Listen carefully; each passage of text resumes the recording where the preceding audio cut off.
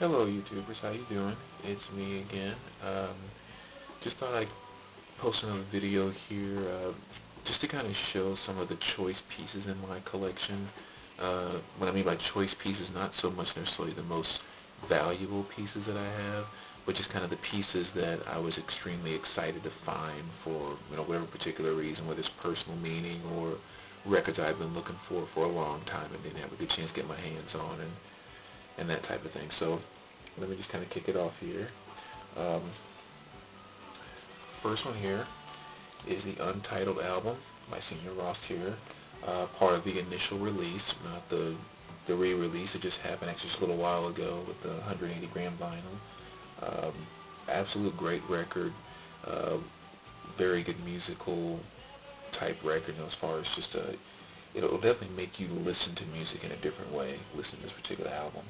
And this is a sealed copy, and I enjoyed the fact so much that I did get a sealed copy of the original release that I decided to buy the CD so I wouldn't have to open this to actually listen to the record. So this will be a part of my collection for some time to come. The next piece here, probably the favorite piece in my collection right now, is the Smashing Pumpkins, Melancholy and Infinite Sadness. Um, the Smashing Pumpkins are a great group, extremely good musically, and yet they kind of add that edge to their music, which I think is kind of what really made them exciting to me. But this is once again a nice 3 LP set, part of the original 5000 release that they did. I believe this one is numbered 3098 of the original 5000. So once again, I was extremely happy to get my hands on this piece, and probably my favorite piece in my collection right now. And then Mr. Nutjob himself, Marilyn Manson. Um, Absolutely love his stuff. This is an album that I found actually in Kansas City at a record sale, a nice sealed copy. So, not a very expensive album, 15, 20 bucks or so, but once again, extremely good find. I was happy to get my hands on that.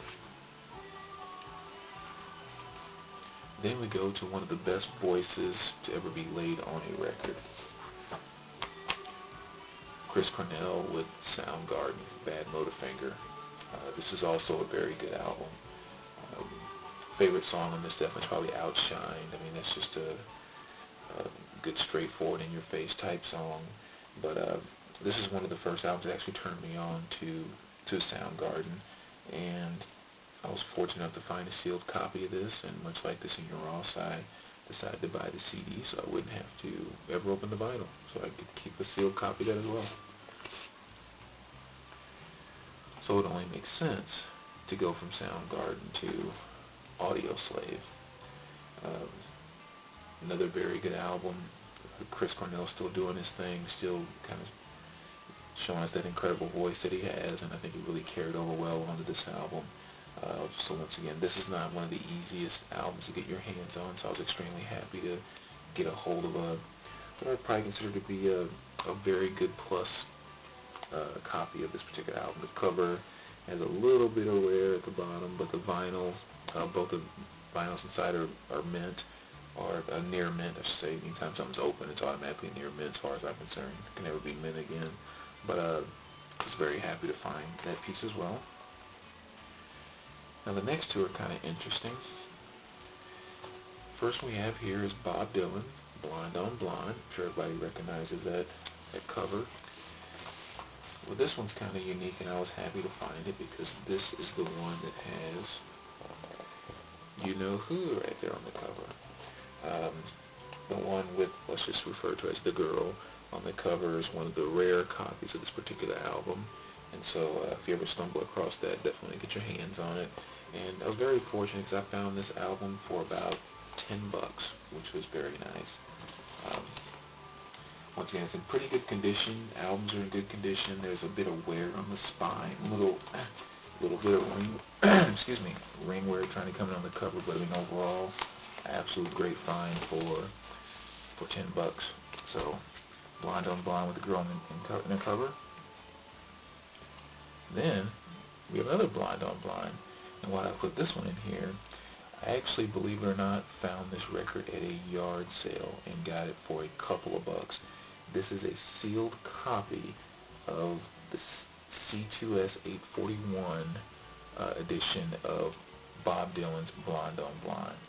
So this is one of those, digging through a box, pull up something, and you're like, whoa, I cannot believe this is true. I can't believe I just found this for what they're asking for it. So I actually even gave the person a few extra dollars because I told them I thought the album was worth a bit more than they were asking. But once again, that was a great find. It's sealed, so we're talking mint condition there. Just great. Next album here, kind of a fun one for me to throw in. Poison's Open Up and Say Ah. This is, of course, the band cover. The releases that came prior, should have pulled it out because I actually have a copy of that too. The eyes, or the mouth, and that part is kind of blotted out in red because they wanted to cover up the tongue as if that was actually offensive back then. But I got this album just because it's one that reminded me back when I was in, junior high, high school. This is the kind of stuff we were listening to, and just brought back a lot of good memories. And to see that band cover again was kind of cool. So that's one of the nice pieces I like having in my collection as well. Then we have the Black Crowes. Really happy to find this. This is, once again, it's not an easy album to get inside your collection, shake your money maker. One of the reasons I was happy to get this, not only is it just a collection piece, but this has the songs Twice as Hard and She Talks to Angels on this, which in my personal book are two of the top 20 greatest songs of all time. Just between the overall musicianship, the melodies that are brought about in that song, the singing, just everything. They're just complete, absolute complete songs. I remember I bought a Black Crowes CD one time, and on the front there was a sticker that said the most rock and roll band of all time, and I think I have to agree with that. The Black Crowes were pretty remarkable, so I was definitely happy to get my hands on that. And the last piece, very common record, but you don't see a lot of the vinyls around. Alanis Morissette, Jagged Little Pill. This is another one I was extremely happy to find. Depending on where you find these, it can range anywhere from $40, $50 to, I was also a sealed copy. I almost got my hands on one time that ended up going for about $120, $130. So you just never quite know if you get your hands on one of these. But I was fortunate enough to find one somewhere on the way, which is nice. And this album kind of goes with that explanation as well. It's song for song. It was a very, very good album from top to bottom. She kind of started that whole pissed off female thing, and just kind of took off. But this is definitely going to be a classic album for quite some time to come, and I was definitely happy to get my hands on a copy. So there you go, YouTubers. Once again, just a couple of pieces of my collection that I was really proud to own, happy to find, and I will share more in the future. Hope you guys do the same. Take care.